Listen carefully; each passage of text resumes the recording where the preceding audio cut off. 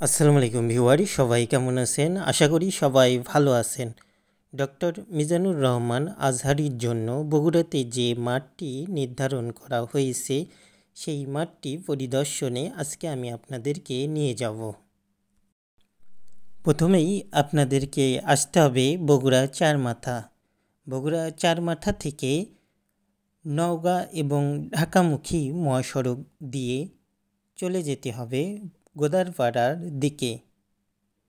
গোদারপাড়া থেকে 400 মিটার দূরে দেখবেন যে বাংলাদেশ ইস্পাত ও প্রকৌশলীর সাইনবোর্ড রয়েছে। সেই সাইনবোর্ডের ঠিক দক্ষিণ পাশে একটি মাঠ। এই ভেন্যুটি পরিদর্শনে এসেছিল বগুড়া জেলা আমির আবিদুর রহমান সোহেল। তিনি এই ভেন্যুটি পরিদর্শন করে ভেন্যুটি নির্ধারণ করে দিয়েছেন। বিশাল এই মাঠে একসাথে 20 লাখ লোকের মতো মানুষ জমায়েত হতে পারবে। এই মাঠটি ছাড়াও পূর্ব এবং পশ্চিমে মাঠের অনেক জায়গা রয়েছে, সেখানেও মানুষজন অনায়াসে জমায়েত হবে।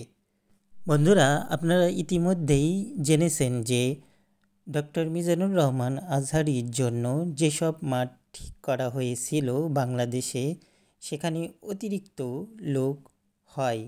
বিশেষ করে আমরা কক্সবাজারের পেকুয়াতে দেখেছিলাম একসাথে প্রায় 15 লক্ষ মানুষ জমায়েত হয়েছিল। তাছাড়াও লালমনিরহাটে 20 লাখ লোক, পটুয়াখালীতেও হয়েছিল প্রায় 15 থেকে 20 লাখ লোক। তো আশা করা যাচ্ছে বগুড়াতে এই মাঠটিতে 20 লাখের উপরের লোকজন জমায়েত হবে, এমনটি ধারণা করা যাচ্ছে। ওয়াজের সম্ভাব্য তারিখ 2 ফেব্রুয়ারি ধরা হলেও এই তারিখটি পিছিয়ে নেওয়া হবে এমনটি বলা হয়েছে। তো এখানেই শেষ করব। ধন্যবাদ সবাইকে।